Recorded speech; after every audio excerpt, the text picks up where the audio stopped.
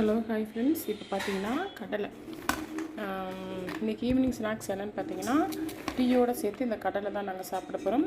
பார்த்தீங்களா எவ்வளோ மண் இருக்குதுன்னு பார்த்தீங்களா, இங்கே பாருங்கள் எவ்வளோ மண் இருக்குது. இதனால் நம்ம வாஷ் பண்ணி தண்ணி ஊற்றி அவிச்சு எடுத்துக்கலாம். கடலையும் பூஸ்ட்டும் ஈவினிங் நல்லா குக்கரில் வச்சாச்சு. அது அவிஞ்சிட்ருக்குது பாருங்கள். அவியட்டும். அடுத்து ஒரு 2 விசில் வந்தால் போதும்னு நினைக்கிறேன்.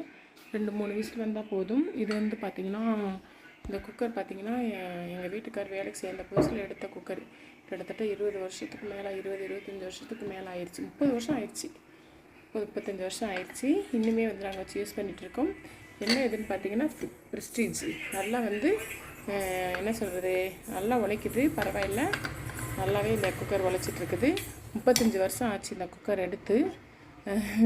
இதில் தான் இப்போ நான் கடலையை வச்சுருக்கிறேன். கடலை வேகட்டும், அப்புறம் நம்ம என்ன பண்ணலாங்கிறத பார்க்கலாம்.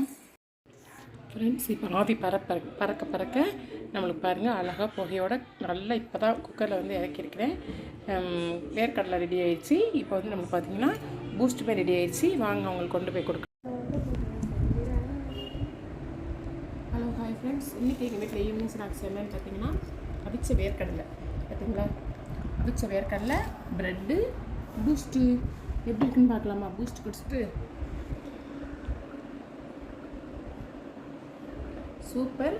அது ப்ரெட்டு முக்கி சாப்பிட்றப்ப இன்னும் சூப்பராக இருக்கும். உங்கள் வீட்டில் இன்றைக்கி என்ன ஈவினிங் ஸ்நாக்ஸ் அப்படிங்கிறத கமெண்ட்டில் சொல்லுங்கள். Okay bye. 6 நிமிஷம் வந்திருக்காது. இல்லை